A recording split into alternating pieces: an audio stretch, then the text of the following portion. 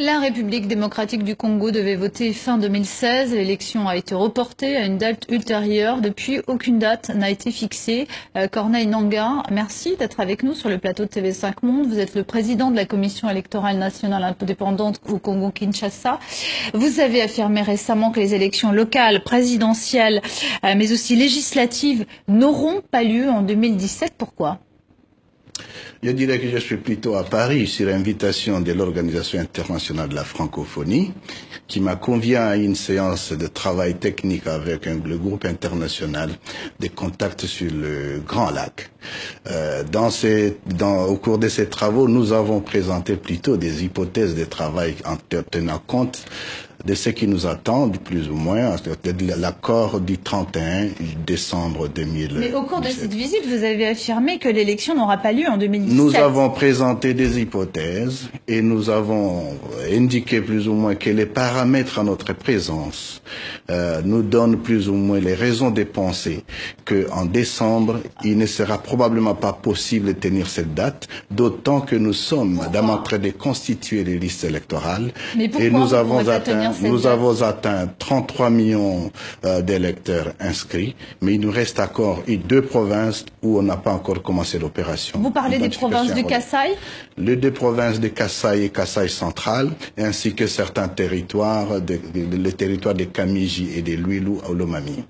Comment vous pouvez nous expliquer qu'en fait, les 3 quarts des électeurs ont été enrôlés, donc inscrits sur les listes électorales. Vous tweetiez récemment le fait que d'ailleurs l'enrôlement au Kasaï allait commencer le 20 juillet. Comment expliquer qu'en fait les élections ne puissent pas se tenir en décembre 2017 ? Il est d'abord un principe que nous n'irons pas aux élections en laissant de côté toute une province, toute une partie du territoire qui est le Kasaï. Et cette partie du territoire regorge plus ou moins les 10% de l'électorat. Nous devons enrôler, disons plus ou moins inscrire les électeurs dans cette partie du territoire en ayant à l'esprit la même équité qu'on l'a fait dans d'autres provinces. Il y a des bonnes nouvelles là-dessus, c'est que nous avons déjà commencé les préparatifs de lancement de l'opération dans cette zone et dans les jours qui viennent, nous allons commencer l'enrôlement. Mais vous aviez pourtant prévu les 2 options, vous prévoyez les 2 options il y a quelques semaines. Voter avec le Kasaï ou voter sans le Kasaï? Les 2 options ne sont pas tenables. La seule option est celle d'avoir les Kasaï pour participer au processus électoral. Donc en conclusion, ça veut dire qu'en fait encore une partie des accords de la Saint-Sylvestre, les accords signés par le pouvoir congolais ne seront pas respectés parce que dans ces accords, il était spécifié que les Congolais voteraient avant la fin 2007. Nous voudrions saluer le travail fait par les acteurs politiques autour de nos pères spirituels, les évêques, pour cet accord.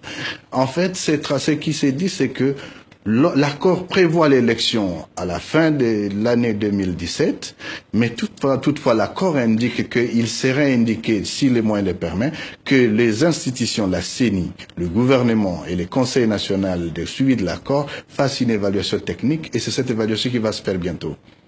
Corneille Nangaa, il y a eu des manifestations réprimées en septembre, il y a eu les accords du 31 décembre, le mandat du président Joseph Kabila a expiré le 19 décembre dernier. Vous êtes congolais, vous êtes président de la CENI. Vous sentez quand même qu'il commence à devenir fondamental pour l'avenir du pays, avant que la situation ne dégénère, qu'on vote rapidement. Vous en êtes conscient en tant que Congolais, vous sentez monter cette pression dans le pays? La situation ne va pas dégénérer. Madame, je suis président de la commission électorale et je suis le garant de la bonne organisation des élections. N'oubliez pas que le Congo aujourd'hui, nous sommes devant une possibilité de la toute première alternance pacifique.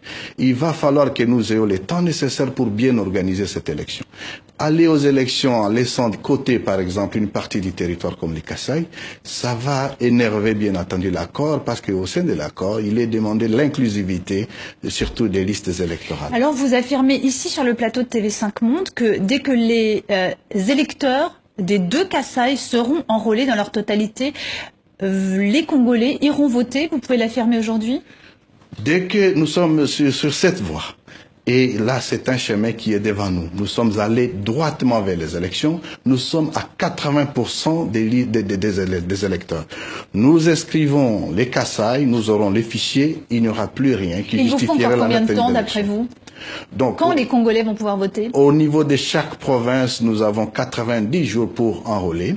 Et dès que nous aurons enrôlé, nous aurons fini l'inscription des listes électorales. C'est les deux étapes qui nous amènent aux différents scrutins. Ça veut dire qu'on pourra voter dans le premier trimestre 2018? Quelles sont ces étapes?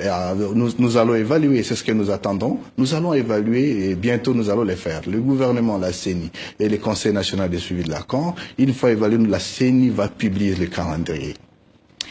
Vous comprenez le tweet de Félix Tshisekedi, secrétaire général adjoint de l'UDPS, qui dit qu'en fait vous déclarez la guerre au peuple congolais avec ce nouveau report?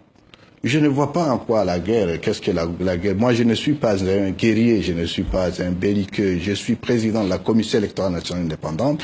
Mon rôle, ce n'est pas de faire la guerre. Mon rôle, c'est d'organiser, de conduire le peuple congolais aux élections. Et je pense que le président Tshisekedi, qui est l'un des acteurs importants, bien entendu, au niveau de la politique nationale, il se prépare justement à ces élections. Ce que je peux lui demander, c'est de mobiliser, que nous nous mobilisions tous pour que nous terminions la rôle. L'opposition, tous ces reports successifs peuvent quand même poser un problème. Quand on est opposant, on a quand même envie d'aller à l'élection à un moment ou à un autre.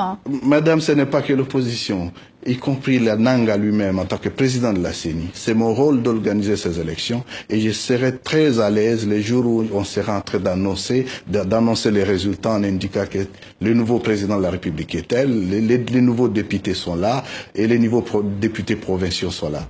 Merci beaucoup, Corneille Nangaa, d'être venu sur le plateau de TV5 Monde. Merci. C'est à moi de vous remercier.